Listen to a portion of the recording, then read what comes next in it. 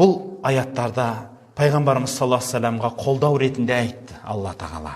Ей Мұхаммед саллаллаху алейхи вассалам, сен ойлама, Құдайдан безген адамдар мал дүниеге батып атыр, атақ мансапқа батып атыр, ана жерден ұрлап атыр, мына жерден жырлап атыр, қалтасына тығып атыр, мықты болып атыр. Біз ше деп, олардың тапқан нәрсесіне көзіңді жаутаңдатпа. Алланың құзырындағы нәрсе одан да қайырлы, одан да мәңгілік дейді. Ал аятты кеңірек алса, қанағат деген дүние туралы айтып жатыр. Құдайдың бергені саған абзалырақ дейді. Халықта әдемі мақал бар осы аятты ашатын. Адам берсе не істейді? Көзіңді шығарады дейді.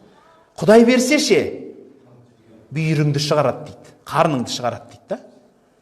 Бұл деген сөз адамның бергені жұқпайды сізге. Алланың бергені сізге жұғады деген сөз. Адамның басқалардың мал дүниесіне жаутаңдап қарама дейді.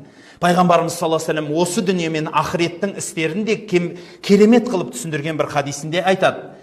Мына дүниенің істерінде үлгі алам десең, өзіңнен төменге қара дейді. Яғни дүние бойынша, ақша табу бойынша сен өзіңнен төменге қара дейді. Өзіңнен жоғарыға емес, өзіңнен төменге қара дейді. Шүкіршілік үйренесің да. Ал ақырет істерінде өзіңнен жоғарыға қара дейді. Ол да шүкіршілік үйретеді сізге. Керісінше істейді біздікілер. Білесіз ба? Біздің халық оны керісінше істейді.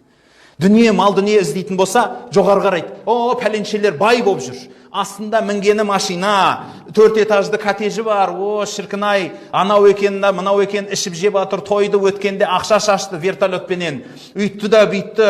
Бала шағасын пәлен жерге демалдырып атыр, өзі түген жерге барып кеп атыр. Пәлен заводы бар, түген банкісі бар, анаусысы бар. Бүкіл дүниесін санап бітеді соны ше. Ал сол сізге не алып келеді? Жүрегіңізге ыза менен кек, өкініш, дүниеге, қара дүниеге қызығудан басқа сізге еш нәрсе сыйламайды.